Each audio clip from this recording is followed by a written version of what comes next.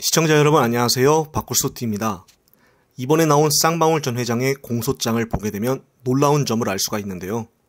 수원지검 형사 6부 김영남 부장검사는 김성태 전 회장의 공소장에 외화 밀 반출의 목적을 경기도의 북측 스마트팜 사업비용 500만 달러 대납과 이재명 경기도지사의 방북비용 300만 달러 대납 등 두 가지로 적시를 한 것으로 알려졌습니다.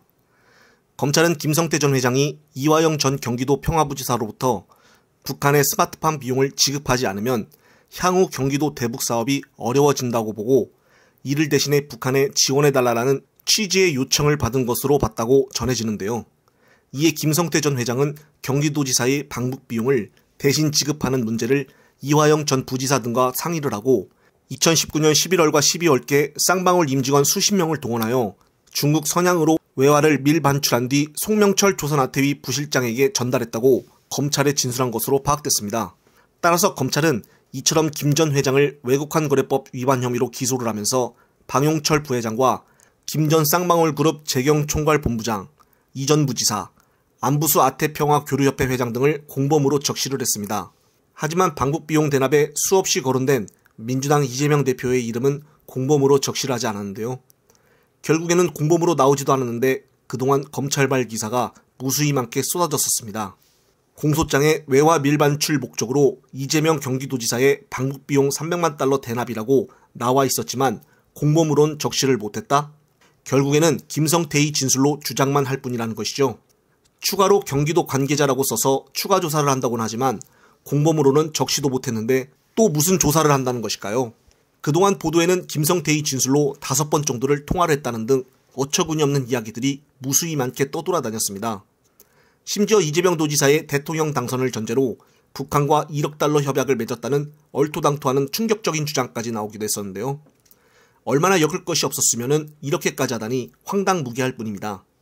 윤통령의 정적 제거를 위해 검찰을 앞세우는 것도 부족해서 결국 북폭몰이까지 했었다니 학을 뗄 수밖에 없는데요. 이번 공소장에 공범으로도 나오지 않는 것을 보면 김성태 전 쌍방울 회장이 이재명 경기도지사의 방북 비용을 대납했다는 것은 터무니없는 중상모략으로 밝혀졌습니다. 그동안 김성태가 한국에 도착을 하면 변호사비 대납에 수수께끼가 풀린다고 한 것처럼 온 동네방네 다 떠들고 다녔었는데 알고 보니 변호사비 대납은 공소장에도 없었죠. 그리고 이것으로 엮기 어려워지니 방북비용 대납 의혹을 만들어 엮으려는 것 같았는데 평화사업을 위한 전담부서와 예산이 있는 경기도가 민간 자금에 손을 댄다는 말이라면 어처구니 없는 일이죠. 2019년 방북 요청의 내용을 담은 이재명 대표의 친서와 공문은 북측의 지자체 차원의 교류협력 의사를 타진하려는 목적이었고 남북관계가 경색이 되어 방북이 불가능함에도 지자체가 진행해 오던 사업을 계속 이어갔던 것이었습니다.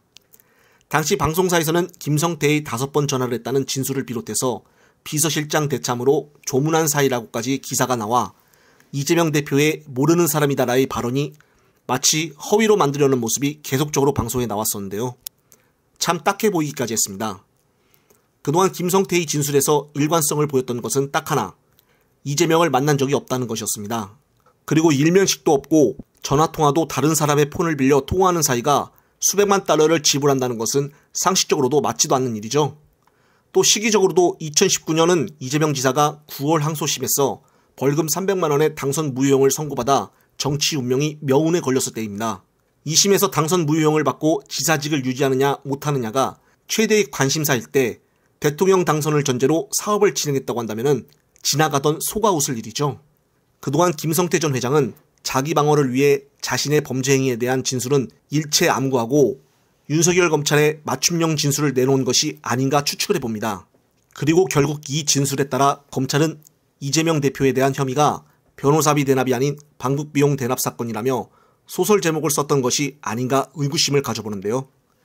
그동안 기자까지 따라다니면서 공격적인 질문을 당했던 이재명 대표. 이 억울함을 어떻게 풀죠? 영상을 보신 구독자님들의 소중한 댓글 부탁드립니다. 꼼꼼히 체크하여 다음 영상에 참고하겠습니다. 이번 영상은 여기까지입니다. 영상이 유익하셨다면 화면 오른쪽 아래 구독 글자를 눌러주시고 화면 왼쪽 아래 엄지 모양의 좋아요도 눌러주십시오. 보다 더 좋은 영상으로 다가가겠습니다. 시청해주셔서 감사합니다.